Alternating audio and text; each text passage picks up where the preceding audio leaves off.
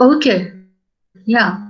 Good morning, class. Now, the reason why I said that I want everyone up here for this today's class is quite important, and I want all of you to actually listen to what I have to say very, very carefully. Okay.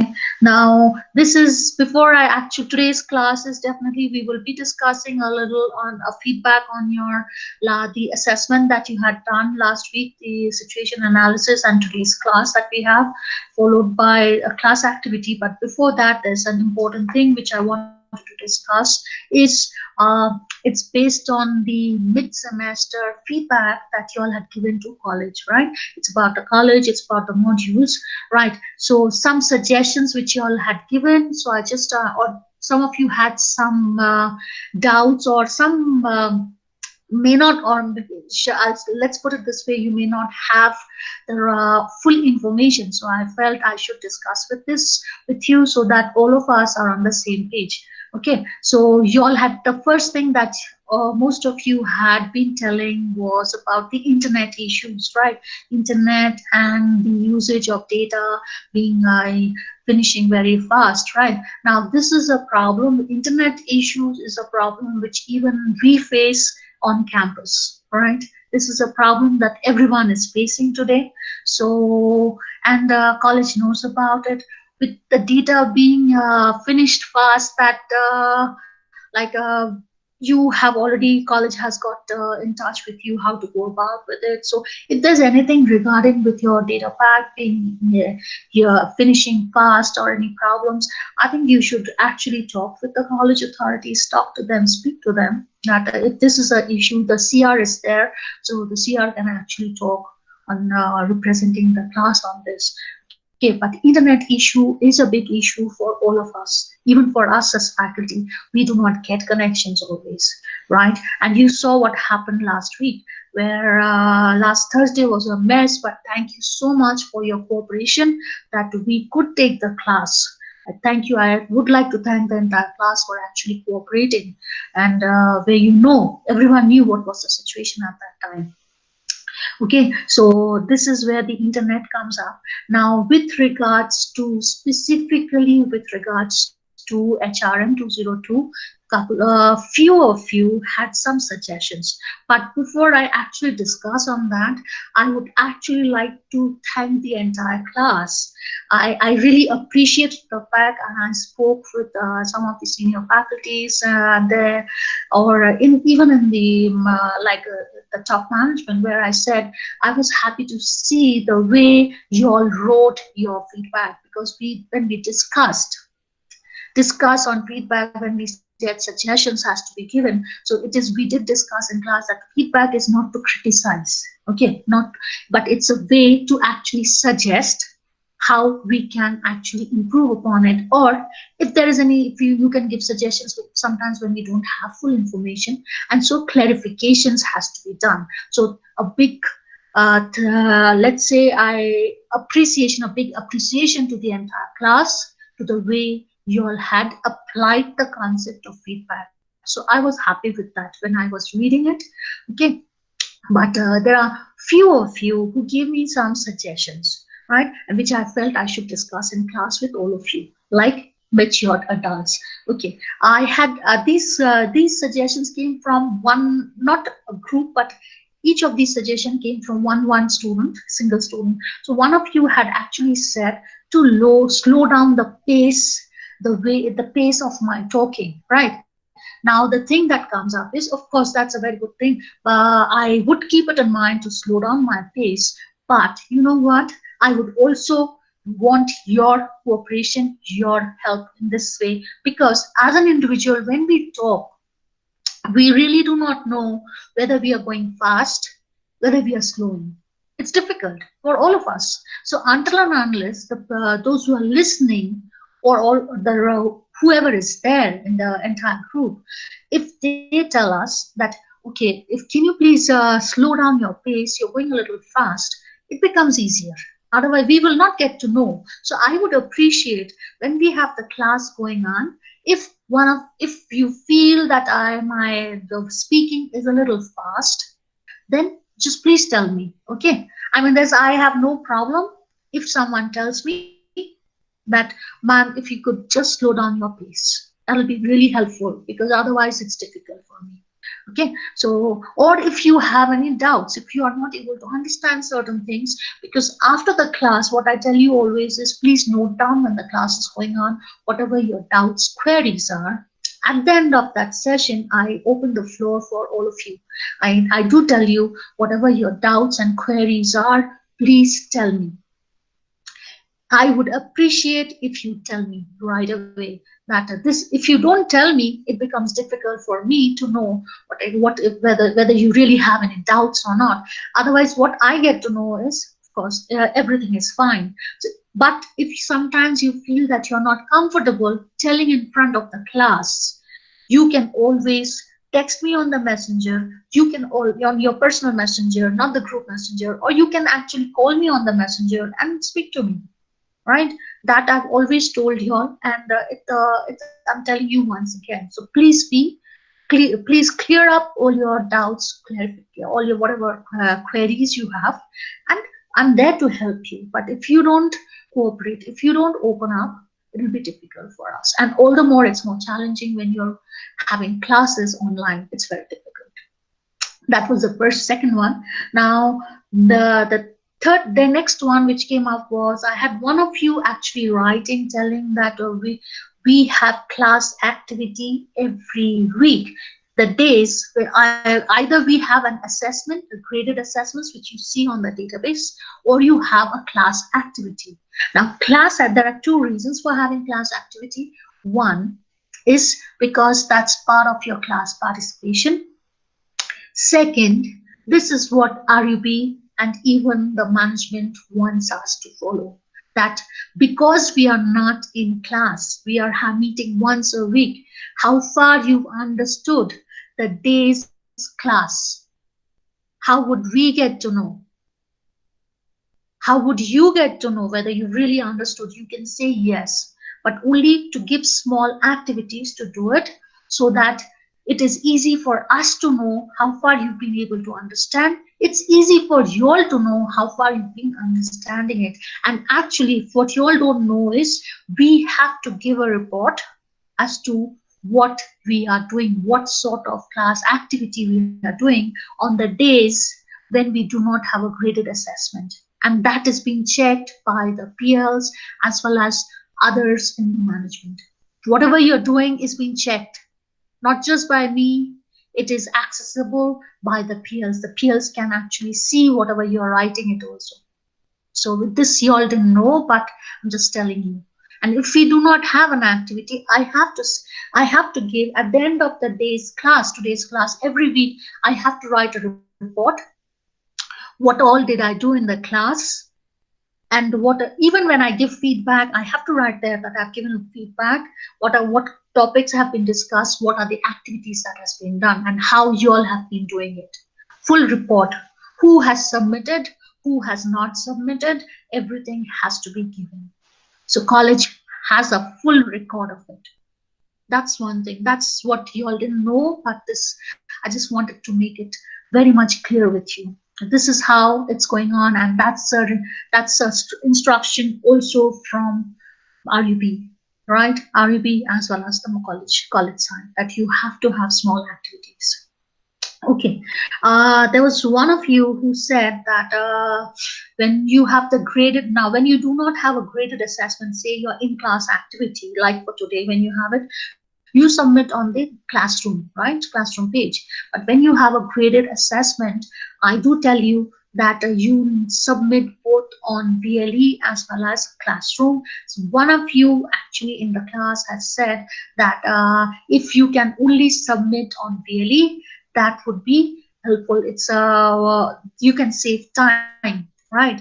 Why? That's fine. I do agree that if you have to do it in upload only on one page, it saves time. But why I insisted, or why I would want you to do it on both on VLE and classroom is, if you try to recollect last Thursday's situation where VLE was not working on campus.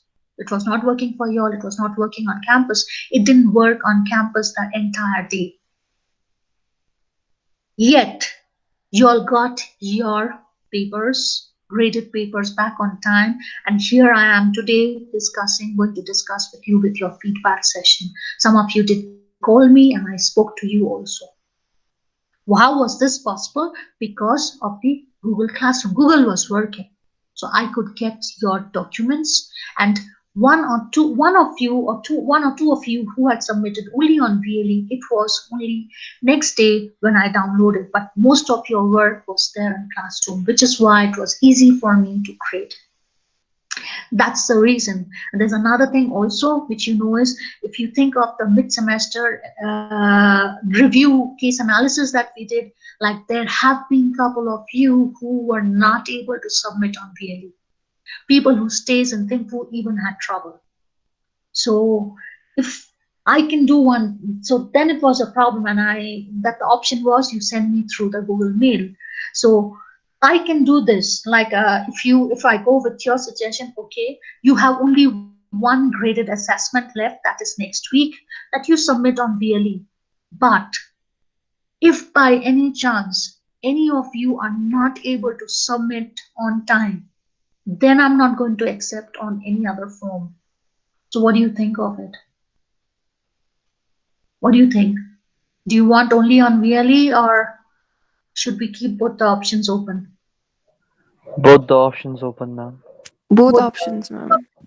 Okay, okay. So we'll keep both the options open. Okay, that's the reason. Like you will submit on VLE as well as on Google Classroom, like as we did it. Okay, okay. Thank you. Yeah.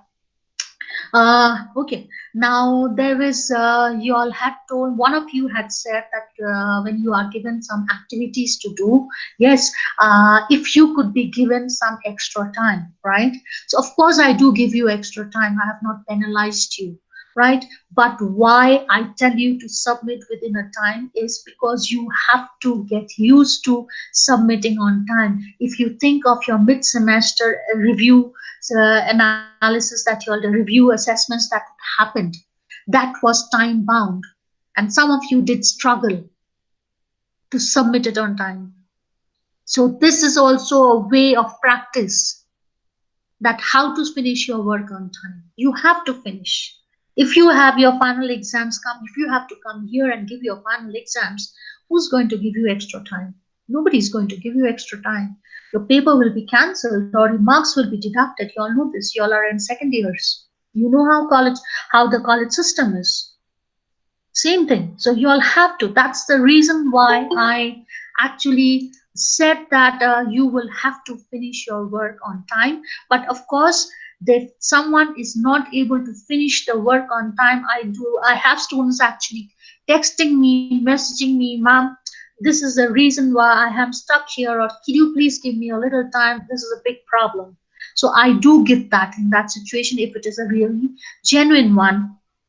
Now, with this, what related to this, one of you had actually told me that if those who are submitting late, right, if I can penalize them, because there is a possibility that you copy, the students who are submitting late are copying from each other, right? Uh, Late submissions, those who have submitted late, you all know very well, I have called you individually.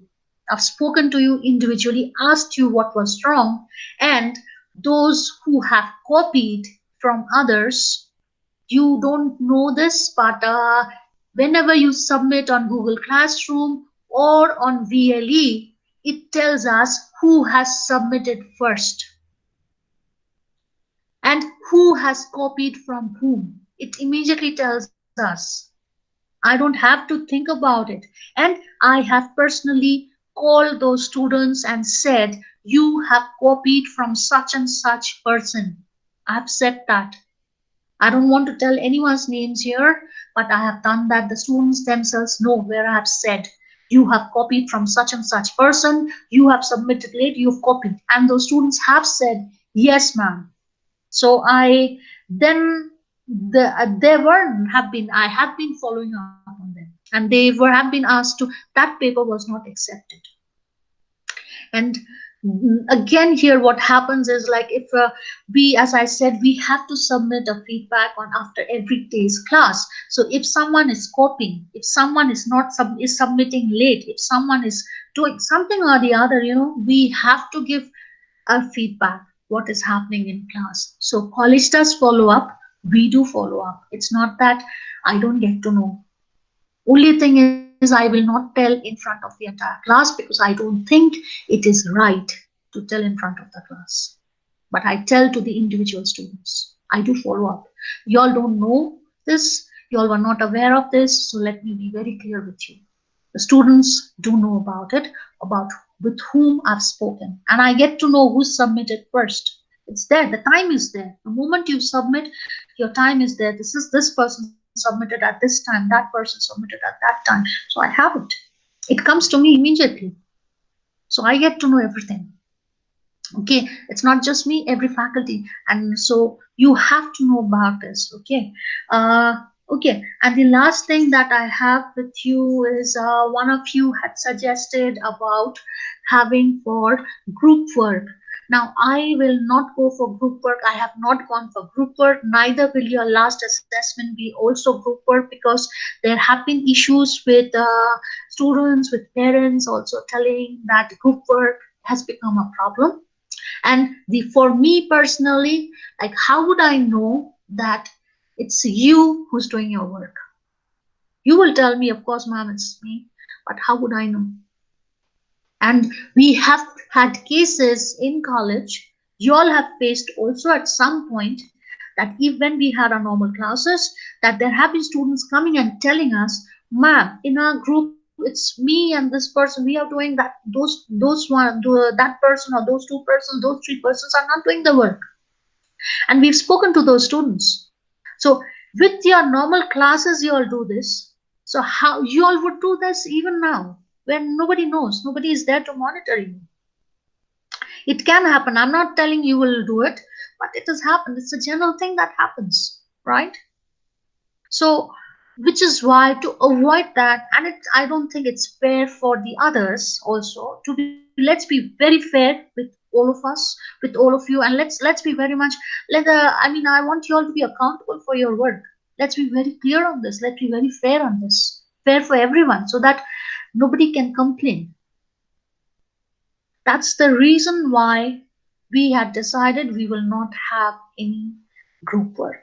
Okay, so and it's not just me who's taking the class. There are two other faculty who's taking this class. There are four sections who is who are doing this module. Three in the day, one in the C. We have three faculty members who are taking this class. So we have decided we will not do any group work. That's the reason, to be fair with everyone. Okay, so these are the some of the suggestions that you all had, or some, and I thought I should clarify this with you, that what is happening. Now coming on to the next part of today's class is where it's about your feedback on what you did on the situation analysis. Now you saw it. Now, despite my telling you repeatedly, some of you have actually not seen the marking criteria. You're writing straight away with the answer, but there was one criteria, the first criteria, which says identify the problem and analyze. Most of you had missed on it. You had missed that. If you do not write that, you strike straight away with your recommendation. How am I going to grade you? How am I going to give you marks there? Then it becomes really difficult. Like, you losing, if you lost your marks, it's because you have not followed the instruction. It's not from me, because for me all of you are same. I do not have I from there's no something like that, you this person is close to me, that person is not close to me. I don't have any such thing. I just look into your work. If all the criteria is followed, you get your grades. If it is not followed, you lose marks. So you have to understand this. Why are the grading criteria given to you from the beginning? So that you read it, you see what are the grading criteria. So some of you have not given me that identifying this issue and analyze the situation. So you lost marks there. The next criteria was where it says recommendation and conclusion. Recommendation has been given by all, but conclusion, there has to be a, when you do the analysis, there has to be a proper conclusion. Those who have given me the conclusion also got marks. Those who have not given me the conclusion have lost marks. Third criteria was your language. I had told you again, like most of you had been fine on that, but for some of you, where I said that where you lost marks is where I actually told you, like, don't give me big sentences, short sentences, but which make sense. Okay, you should read and understand, because some of your answers where I was finding it difficult to really understand what you're trying to say. I was trying to make out what exactly you were trying to say. So it took a little time for me to read and understand what you were trying to say. So you should be very much careful with that. And presentation, if you've lost marks, is why if you've not done the like your identification and analysis of the situation, recommendation and conclusion, that means the presentation is not complete, so you've lost marks. So this is why how the marking was there. Now after this, if there is any of you who have any queries, on your paper, like if you want to have further discussion with me, you can finish your work today, your class activity today, and then just get in touch with me. I can open up your paper in front of me and I can discuss with you. You're most welcome to do that. Okay, so this was the second part of it. Now the third thing that we come today is where I start today's class. Now what I'll do is I'll finish this chapter 6, and then I will go into first let me finish the class, and then I'll leave the floor open for you, where whatever queries, doubts you have, questions you have, just note it down and tell me. Okay. Before I actually start today's class, now chapter 7, like when we started the semester, I had given you all 6 chapters, right? The PPTs. Chapter 7 was not given. Chapter 7 PPT has been uploaded on the cloud, so you can download it. Okay, you can download the after today's class, you can download chapter 7, because next week we start with chapter 7, and we will have the last assessment that will be there. Now the assessment that's going to happen next week, you're not going to do anything beforehand. You can just think and get ready, work on it. We will discuss in class, and then you will be given time to do it. Okay, so with this we actually start today's discussion. Okay.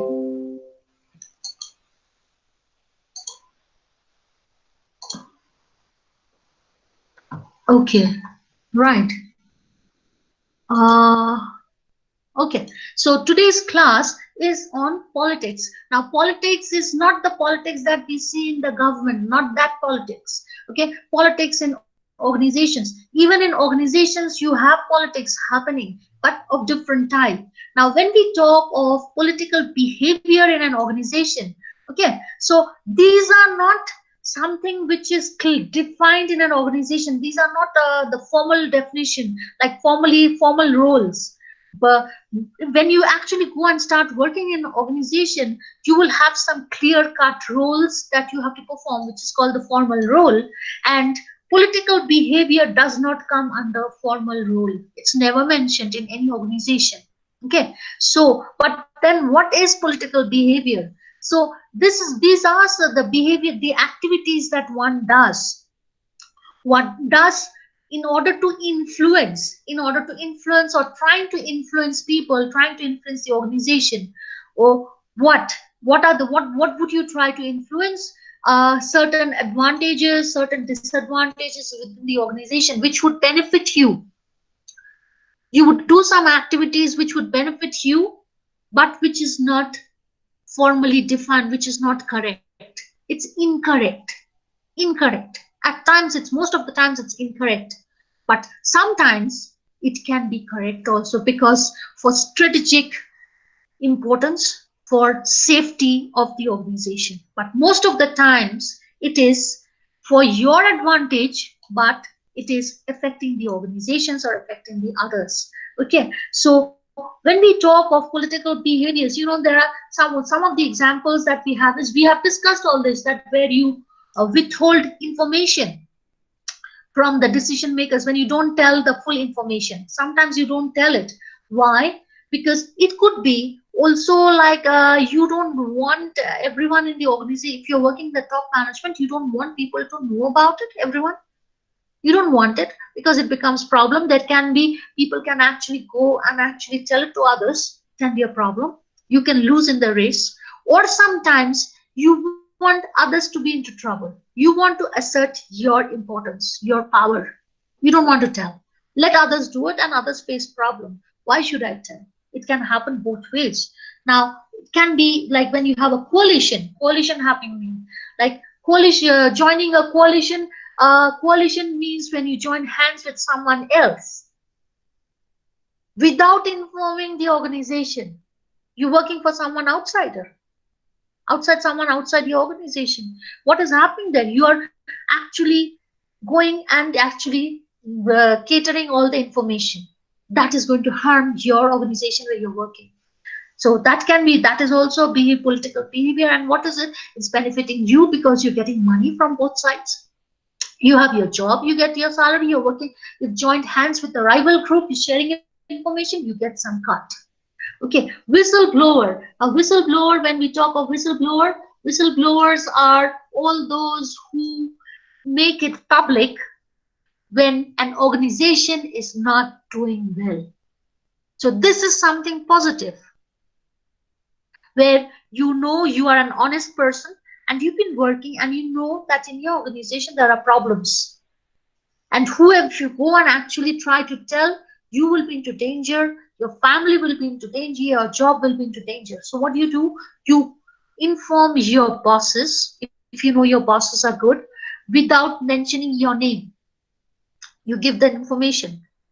Or if you know your bosses are also into or also into all these activities, fraudulent activities, you inform to the press. Now this is what happened. Was the first case of whistleblowing was in case of Enron, where one of the employees in the top management, who she knew what was happening, what the CEO was doing, what the board directors were doing, and so she collected all the information and made it public.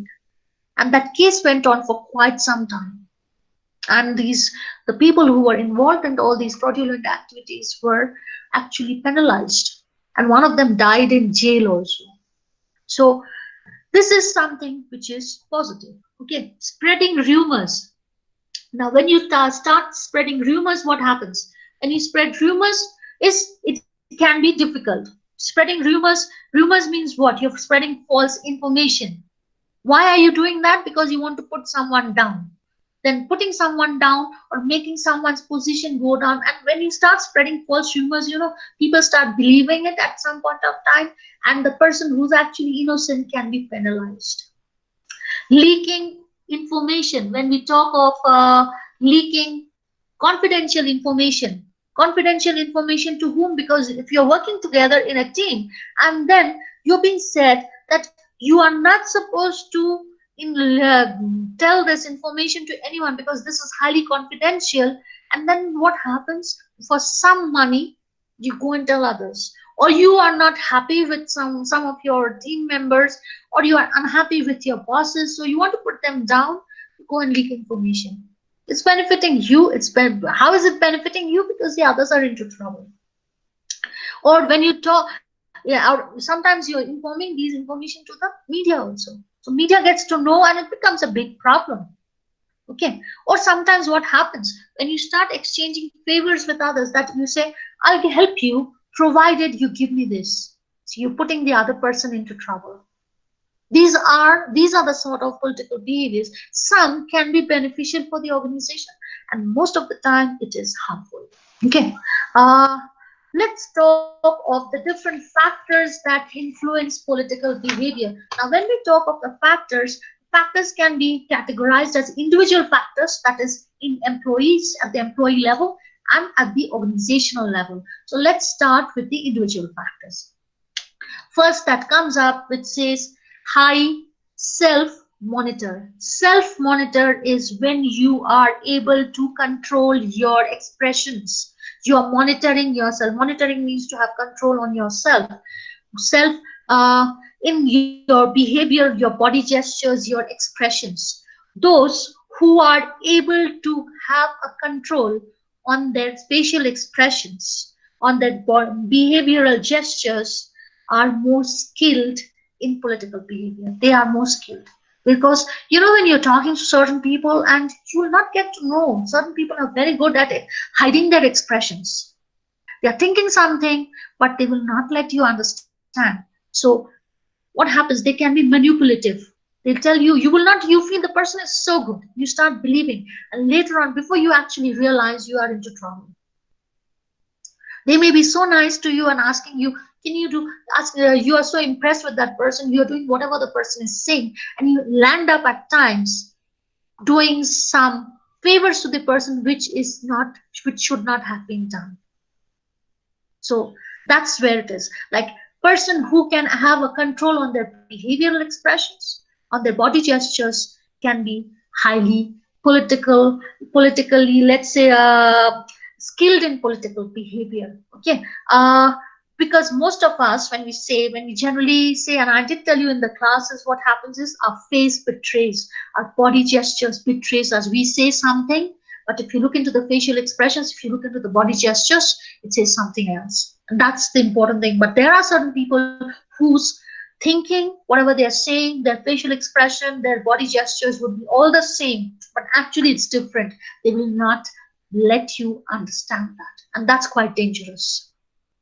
Okay, the second comes up is internal focus of control. Now, internal focus means where you are able to control the environment. You can control the entire environment.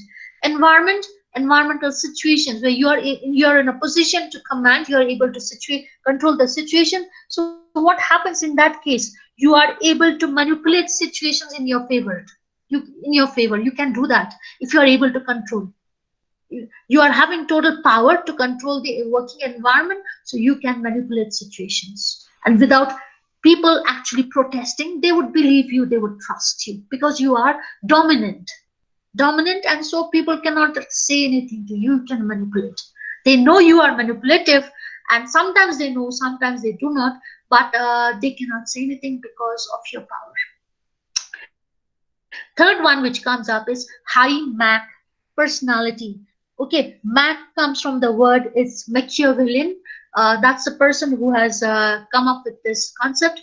Now, which says high Mac personality, that means it's basically the willing. When I said about internal focus of control, I said that you can manipulate things if you have control. But to manipulate certain things, you also need to have the will to manipulate, the desire to manipulate. Then only can you manipulate. So it is high Mac personality talks of the will, the desire to manipulate situations, and the desire for power. Those who have the will and the desire to manipulate, to control situations in their power, what will they are more comfortable using politics. They will do all sort of politics to control situation in their behavior, in their favor, in their own interest. But they have need to have that desire. So the third one is actually, it results in the second one. Next comes up is organizational investment. Now, organizational investment, when we say, it talks about investment, can be the amount of time that you're devoting, the total amount of work that you're doing, the type of activities that you're doing. Why are we doing that? Because we expect something in return. We want a promotion, we want a career growth, we see something positive coming in our life. Okay, so there are people who would what, those who are actually manipulative in behavior, those who are highly have political behavior, they have a negative, or let's say those who are very much into have exploiting their political behavior in their favor. What would they do? They would actually calculate the total amount of investment that they've done. Investment could be in time that they put in for the work, the amount of work that they're doing, the devotion, the amount of, could be at times the investment that they've made, and they would calculate what is the end result. So input output ratio. Output is here the net result. So they would calculate that, and if they feel that the amount of output or the amount of success is quite high at times, then they would have a tendency to manipulate things, to use all sorts of political behaviors to ensure that the end results are in their favor. They would do it. And those who invest less amount of time, like those who don't want to work but they want to stay, let others do their work, so they are not bothered, they are not into all these political activities. Okay. uh, Next comes up is perceived job alternatives. Sometimes when you see that you have alternative jobs coming in your way, and that's much better, that's going to pay you, have better position, so what would you do? You are least interested in the present organization. You would start doing all sorts of illegal activities. You would try to put pressure on the management. Why you? Because you know if they throw you out, you have another job. You would want people to actually do work or things to be in your favor because you're not bothered. Then also it can come. Okay. And the last thing that comes up is expectation of success, right?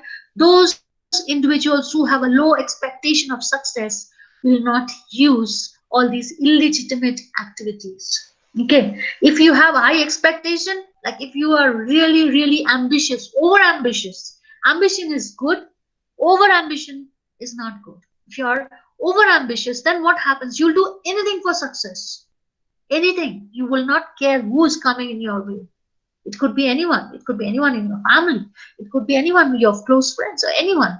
You would be up there to destroy that person. Use all sort of illegal activities, illegitimate activities, and to attain success. That can happen. Now, who does this? It can be done by two groups of people. One, who are highly experienced and quite powerful in the organization, who can do this and nobody is going to question.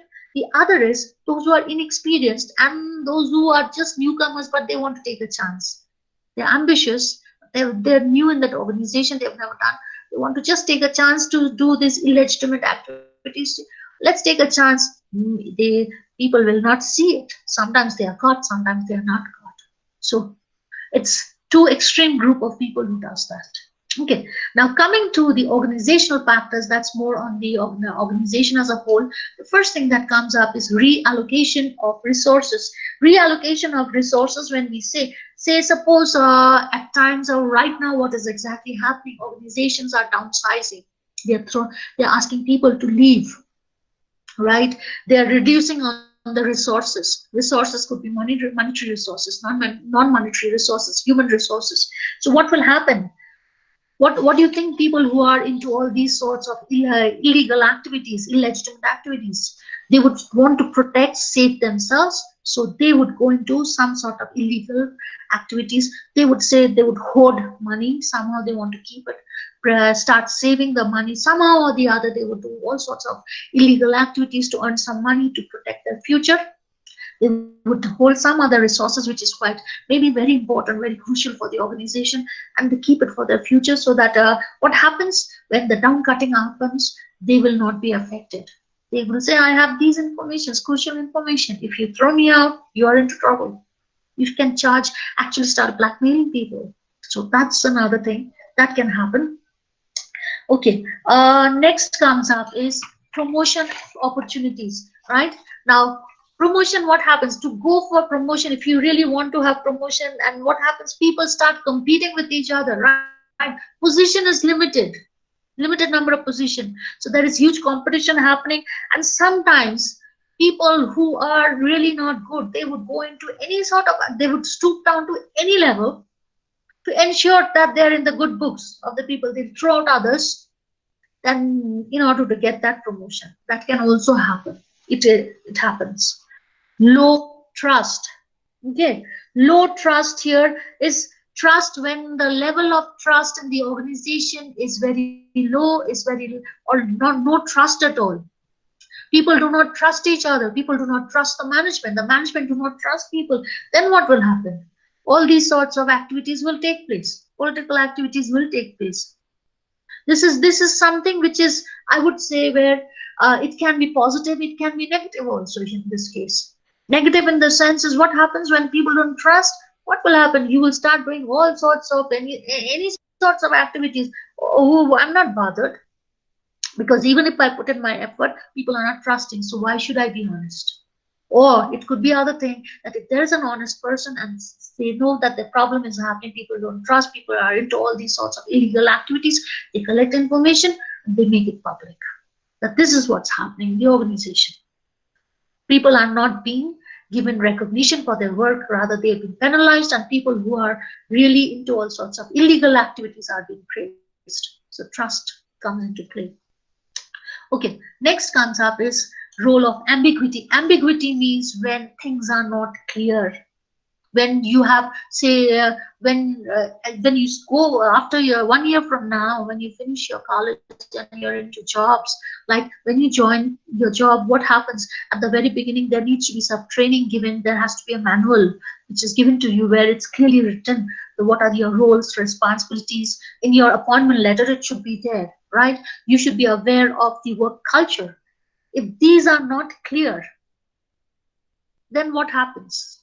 It's ambiguous means it's not clear. Then what happens? Then obviously it's bound to, people are bound to go into all sorts of illegal activities. It's bound to happen. Why? Because it's not clear to you who's into who's responsible for this. Organization is responsible for this. They can do anything, and you cannot penalize the person. Why? Because it's not there, it's not clearly written, it's not documented. So then it becomes problem if the organization is not clear about it. Okay, and the last that comes up here is unclear performance evaluation system. Now what happens up here is performance evaluation. When performance evaluation takes place, right, it has to be, there are three things that needs to be taken into consideration, right? A person cannot be evaluated only on one factor, it has to be multiple factors. Second is, it cannot be, it is the it, you cannot use some subjective criteria. Subjective means what? Which is where it's a quality, where you cannot actually measure it. There can be different, there can be ambiguous answer to it. It has to be objective. When you measure performance evaluation, objective, not subject. Subjective can be open-ended. It can be, you can look into different angles and different answers coming. If that happens, then what is right for you may not be right for me. If it's objective means what is right for you is also right for me. So if the criteria for evaluation is subjective, then it's a problem. If evaluation is done based on only one criteria, then it's a problem. And also when someone has done some work and when the evaluation is taking place, that there's a huge gap between the evaluation and the work that is being done, then also it's a problem. Now why is this a problem?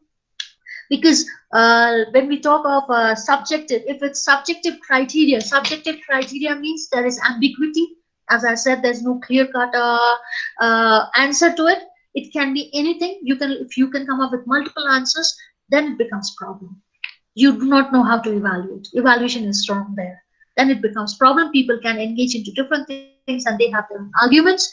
They will say that but I am right, and they have their own arguments. You cannot defend it, and that you cannot actually evaluate it.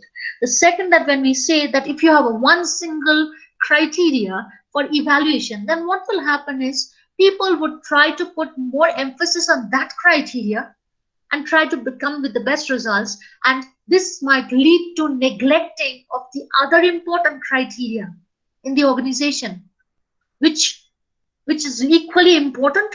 And if that is neglected, that can actually lead to the collapse of an organization also. So cannot be only just one, because you have your, if you sit on the management and you said you are just based on only one criteria, there are 10 different important criteria, one criteria. So what will I do? If I work in your organization, I will focus on that one particular criteria and start concentrating, neglecting all the other 9 criteria, which can lead to a disaster. And I just do anything, I can be actually doing some all sorts of illegal activities on those things, neglecting my work, manipulating things, but I'm correct on this, and I get my promotion. then it's problem. And the third that comes up is like if there is a huge gap, right? When I do some work and the action, when it's been, I mean, appraised, appraisal is happening, I mean, evaluated based on my performance. There's a huge gap. Then what happens? If I commit a mistake and there's a huge gap when you actually get to analyze it, and so longer the time, then what happens? That the importance of that issue starts diminishing. If a mistake has been made now, and you as the boss, you get to know, you start analyzing, you start telling me actions can be taken immediately. If I do something really good and I'm being praised for it, I also get motivated and it's more effective.